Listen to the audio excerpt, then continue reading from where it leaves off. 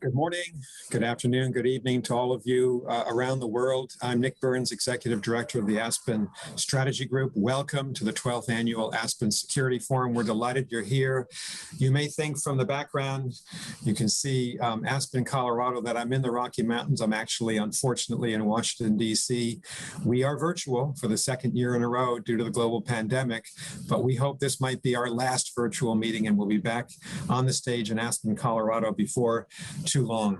We're looking forward very much over the next 2 days to a discussion of the most pressing global challenges facing the world. We have over 50 global leaders participating from all around the world over the next 48 hours.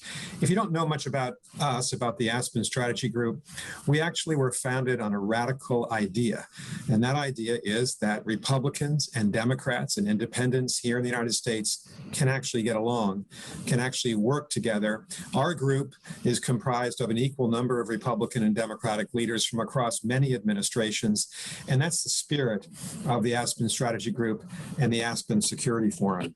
Over the next 2 days, we're going to look at some of the most pressing global challenges. We'll certainly think and look at the pandemic, the Delta variant, which is spiking across the globe, the struggle to right the global economy and restore global economic growth in the world, the deepening divisions between the United States and China, between democratic countries and authoritarian countries.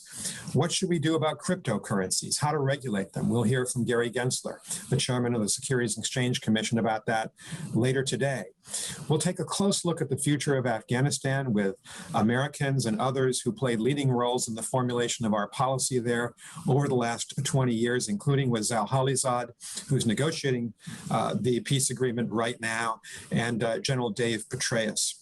We'll look at the Middle East and the problems in the Levant, as well as in Iraq and Afghanistan with the foreign minister of Saudi Arabia.